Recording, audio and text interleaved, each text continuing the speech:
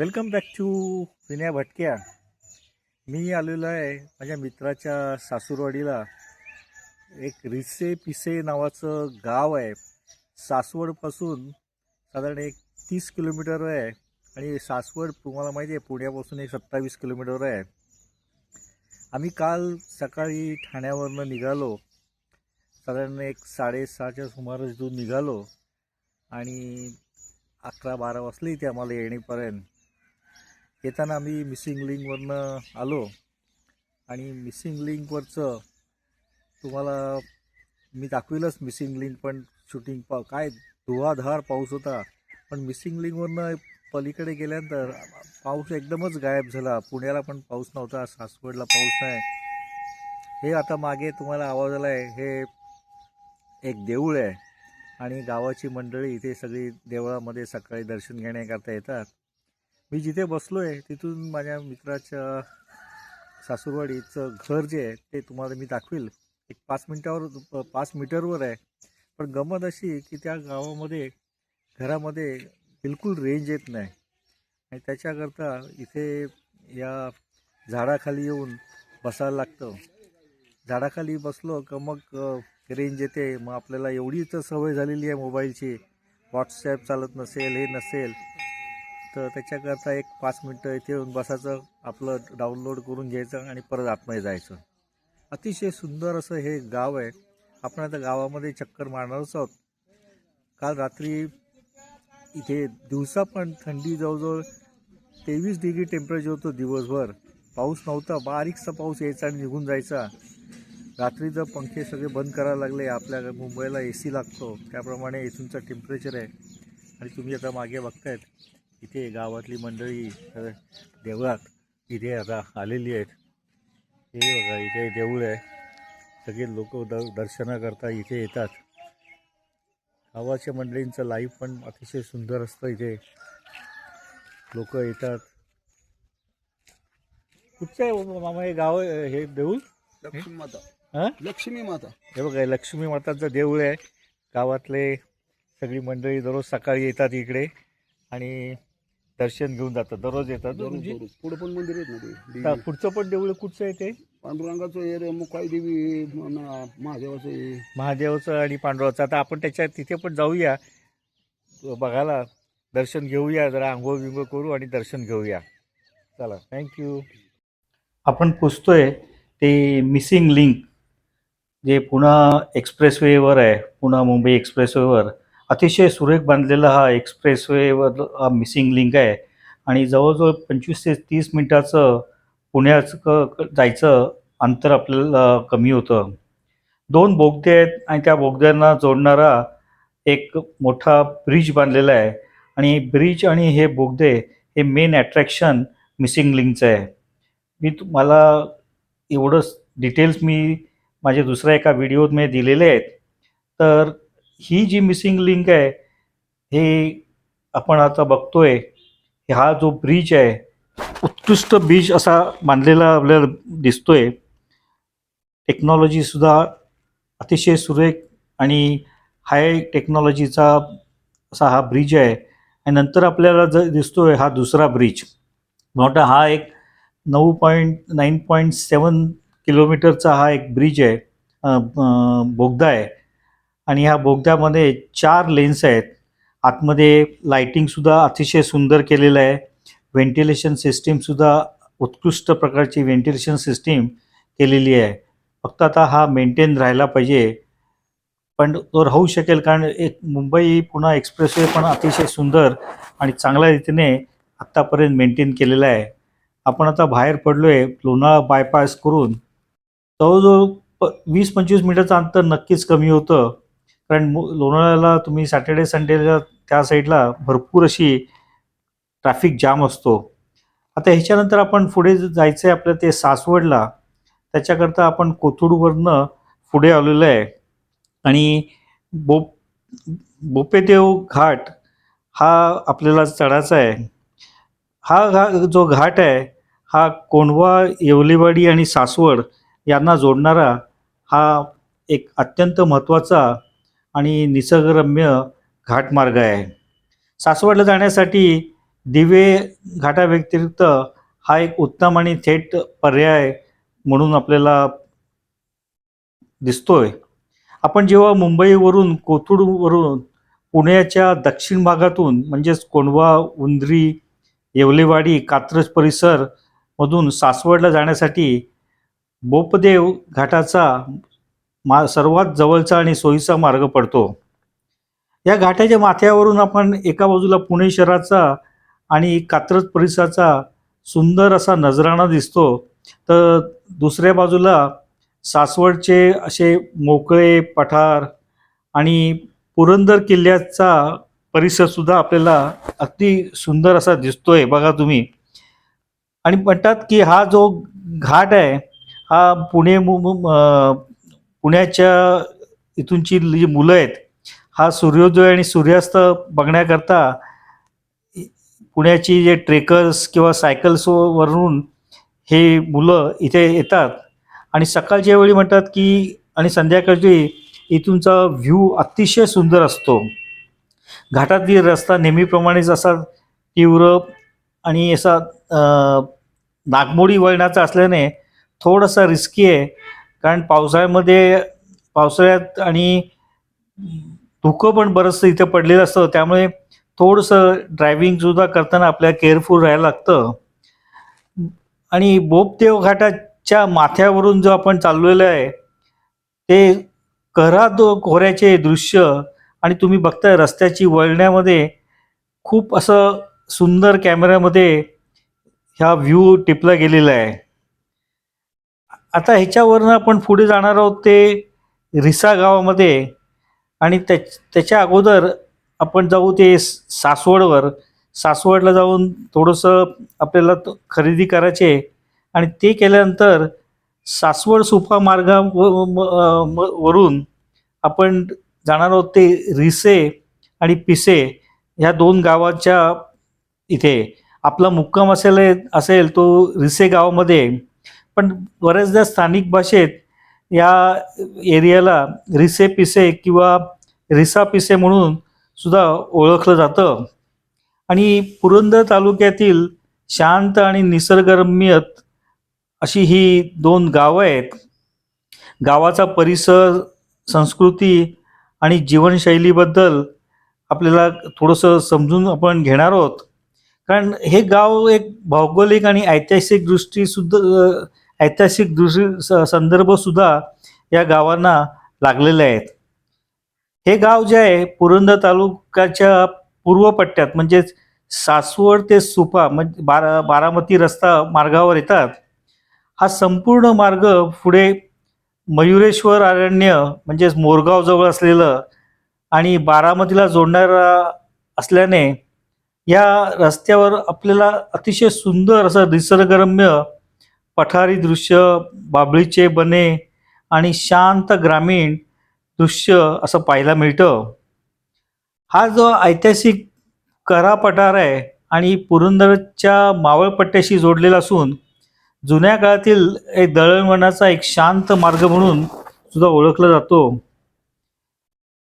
पुरंदर तालुक्यातील म्हणजे हे रिसे गावाबद्दल जी काय आपल्याला माहिती समजली, साधारण गावाची लोकसंख्या 2011च्या गणनेनुसार गावाची लोकसंख्या साधारण 1000 ते 1200 दरम्यान अशी होती आणि पुरुष व महिलांचे प्रमाणसुद्धा साधारण इक्वलच प्रमाणाचं होतं. गावात सुमारे 200 ते 230 कुटुंब किंवा घरे आहेत आणि इथे ह्या गावात प्राथमिक शिक्षणासाठी जिल्हा परिषदेची प्राथमिक शाळा उपलब्ध आहे. माध्यमिक आणि उच्च माध्यमिक व महाविद्यालयीन शिक्षणासाठी इथूनचे जे विद्यार्थी आहेत ते नजीकच्याच मोठ्या गावात किंवा सासवड, जेजुरी येथे या विद्यार्थ्यांना जावं लागतं.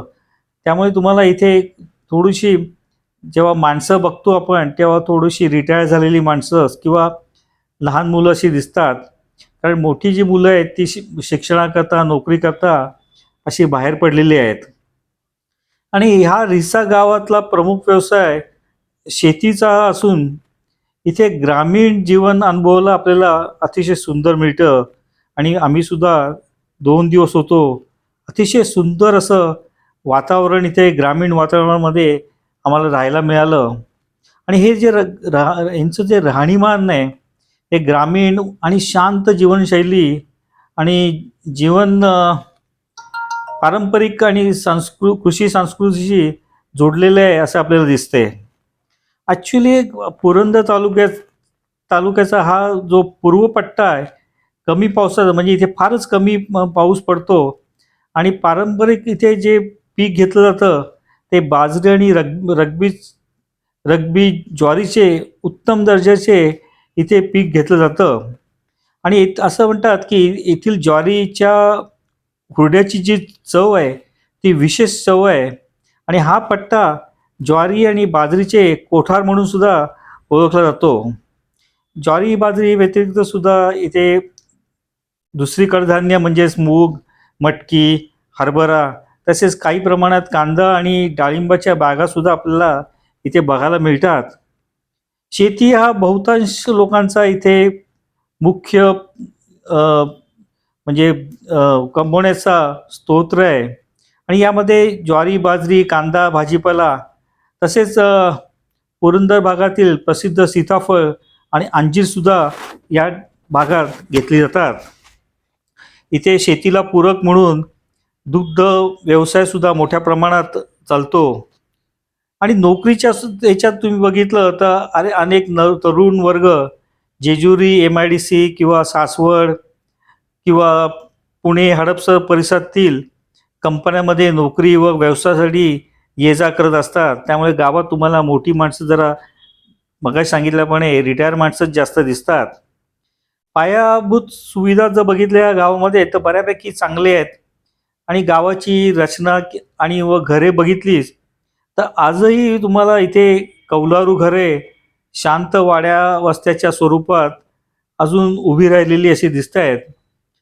बहुतांशी घरं सुद्धा आता इथे आम्ही बघतोय पक्की आणि आधुनिक पद्धतीची आहे. वीज, रस्ते, नळ, पाणी पुरवठा, इंटरनेट, मोबाईल सुद्धा याची कनेक्टिव्हिटी सुद्धा बऱ्यापैकी इथे पोचलेली सुद्धा दिसते. आणि जवळच सासवड, जेजुरी हे मोठे गाव असल्यामुळे इथूनची जी बाजारपेठ आहे आणि आरोग्य व्यवस्था आणि बाकीच्या व्यवस्था या गावाला सुद्धा एक 20 किलोमीटरच्या अंतरावर सगळं मिळू शकतात. आणि ह्या गावाची जर जीवनशैली बघितली तर इथे तसं गावाचं लाईफ वे अतिशय संतचं आहे. गावामध्ये मंदिर आहेत, नंतर ग्रामदैवत संस्कृती आपल्याला इथे अनुभवायला सुद्धा व्यवस्थित मिळते. बघा काय छान असं हे गाव दे. आणि रिसे गावात काही मंदिर आहेत. आमचं जे माझ्या मित्राच्या घरात होतं त्याच्या समोरच एक लक्ष्मी मातेचं सुद्धा एक मंदिर आहे. नंतर आजूबाजूला विठ्ठल, रुक्माई, मुकाई देवीचंही मंदिर आहेत. आम्ही जेव्हा सकाळी बाहेर पडलो तेव्हा तुम्ही बघतायत की पक्ष्यांचा आवाज किलबिलाट किती जोरात चालू आहे. आजूबाजूचं तुम्ही जर इथे शेतचं बघितलं तर बऱ्याचशा लोकांनी आधुनिक शेतीसुद्धा करायचा इथे प्रयत्न केलेला आहे. सकाळचा वॉक सुद्धा अतिशय उत्तम असा वॉक आम्ही घेतला. जवळजवळ 2-4 किलोमीटर गेलो. इथे सुद्धा गोबर गॅस सुद्धा लोक करताना आता दिसत आहेत. आजूबाजूला बघता तर पक्षी, अतिशय सुंदर पक्षी आणि मोठमोठे अशा सकाळी किलबिलाट पक्ष्यांचा चालू होता. आम्ही सकाळी बाहेर पडलो तेव्हा काही लोक आपल्याला दिसत आहेत. ही गुरं चरायला सुद्धा घेऊन जाताना दिसत आहेत. आणि हे बघा किती मोठेचे मोठे गाय, बैल याची दिसत आहेत. म्हणजे आपल्याला असं वाटतं की आपल्याला हे अंगावर येत आहेत की काय, पण तसे ते शांतच होते. आणि त्या गुरवाख्यांनी पण त्यांच्या मालकाने सांगितलं तसे काय ते त्रास देणार नाही आहेत. हे गेल्यानंतर परत दुसरं पण बैल जोडी आपल्या बैल आणि गायी आल्या. हे पण किती बघा तुम्ही धष्टपुष्ट इथे असलेले आपल्याला दिसत आहेत. आता पूर्वी गुरवाखी चालत जायचे, पण आता आधुनिक काळात आता गुरवाखी मोटरसायकलवर सुद्धा आपल्याला जाताना दिसत आहेत. रिसा गाव हे अतिशय शांत असं गाव आहे. आणि ह्या गावामध्ये बरीचशी मंदिरं आहेत. हे जे मंदिर दिसते हे आमच्या घराच्या समोरच असलेलं एक लक्ष्मी मातेचं मंदिर आहे. नंतर आपण पुढे जाऊया ते विठ्ठल रुक्माई आणि मुकाई देवीचे मंदिरसुद्धा इथे गाव आहेत. आणि ही मंदिरे गावकऱ्यांच्या सामाजिक आणि धार्मिक एकत्रीकरणाचे हे मुख्य केंद्र आहेत. ह्या मुकाई आता हे जे एक दुसरं देऊळ आहे हे सुद्धा एक रस्त्यावरच आहे, पण हे बंद असल्यामुळे आपल्याला काही नीट बघता आलं नाही. आता ह्याच्या पुढे आपण जातोय ते मुकाई देवीच्या दर्शनाकरता. हे जे दिसते बघा काय सुंदर असं हे दर्शन आपल्याला इथून दिसते. वरचा आतमध्ये शिरल्यानंतर सभा मंडप आहे आणि गाभाऱ्यासमोर म्हणजे भाविकांना बसण्यासाठी दर्शनासाठी प्रशस्त असा हा सभा मंडप आहे. आपण आतमध्ये इथे जाऊ. तर हा जो मंडप आहे हा पूर्वीच्या पारंपरिक लाकडी आणि दगडी खांबाच्या रचनेवर आधारित होता आणि अलीकडच्या काळात झालेल्या जीर्णोद्धारामुळे तो आता अधिक हवेशीर आणखीन आरसीसीच्या पक्क्या कामात विकसित करण्यात आलेला आहे. आणि ह्याचा उपयोग असा झाला की इथे कीर्तन, भजन, नवरात्रीतील गोंधळ किंवा घटस्थापना आणि वार्षिक जत्रेच्या धार्मिक कार्यक्रमासाठी हा सभा मंडप मुख्य असा केंद्र म्हणून बनलेला आहे. आपण जर गाभाऱ्यात जातो आणि गाभाऱ्यातली जी मुख्य मूर्ती आहे ती मुकाई देवी हिची मूर्ती आहे आणि गाभाऱ्यात मुख्य स्थानी मुकाई देवीची पाषाणाची शेंदूरचर्चित किंवा धातूच्या मुखवट्याने सुशोभित केलेली ही आपल्याला मूर्तीचं दर्शन होतं आहे. देवीचं रूप तेजस्वी दिसत असून ती आदिशक्तीच्या स्वरूपात अशी मानली जाते आणि सण उत्सवाच्या वेळी मूर्तीला पारंपरिक साडी, दागिने आणि चांदीचे अलंकारसुद्धा घातले जातात असं सांगितलं गेलं. परिवारातील मुख्य मूर्तीच्या बाजूला तुम्हाला किंवा जवळच तुम्ही कुलदेवताच्या परंपरेनुसार तांदळा स्वरूपाचं म्हणजे पाषाण पिंड किंवा इतर सहाय्यक देवता, काळ भैरव, क्षेत्रपाळ अथवा गणपती आपल्या अशा लहान मूर्तीसुद्धा आपल्याला पाहायला मिळत आहेत. गाभारा असा अतिशय शांत व पारंपरिक दगडांचा बांधलेला असं दिसून असून प्रवेशद्वारावर लाकडी आणि पितळी अशी चौकट व नक्षीकाम केलेले सुद्धा आपल्याला दिसते. आत नंदादीप आणि धूपारतीची सुद्धा व्यवस्था केलेली आहे आणि मंदिराच्या भोवती प्रदक्षिणा मार्ग असा व्यवस्थित केलेला असून मंदिराच्या बाहेर प्रांगणात पारंपरिक दीपमाळ आणि बळीपीठ पादुकाचे स्थानसुद्धा आपला इथे आढळते. मंदिराचा परिसरसुद्धा अतिशय शांत ग्रामीण वातावरणात बसलेला असून सणासुदीला जत्रा आणि पालखीचे इथे सोहळे अतिशय उत्कृष्टरित्या असे अरेंज केलेले असतात आणि उत्सव आणि हे म्हणजे त्यांचा इथूनचा जो उत्सव आणि यात्रा जी असते ही चैत्र पौर्णिमा झाल्यावर पहिल्या मंगळवारी गावाची जत्रा 2 दिवस असते. साधारण एप्रिल महिन्यात मला वाटतं ही असते आणि ह्या पालखी सोहळ्यामध्ये काठी उत्सव असतो. त्याचवेळी गावात कुस्तीचे फड असतात, एक छबिना निघतो आणि तमाशा असतो. देवीला दंडवत घालत भाविकांसाठी खायचे वेगवेगळे स्टॉलसुद्धा असतात. मुकाई देवी हे संपूर्ण पुरंदर आणि बारामती पट्ट्यातील अनेक गावासाठी अत्यंत जागरूक श्रद्धास्थान मानले जाणारे ग्रामदैवत आहे आणि रिसे गावातील मुकाई देवीची यात्रा ह्या परिसरामधला सर्वात मोठा आणि उत्सवाचा सण असतो. देवींचं दर्शन घेऊन मग आम्ही घरी आलो. थोडंफार जेवण केलं घरी. अतिशय सुंदर असं जेवण झालं होतं.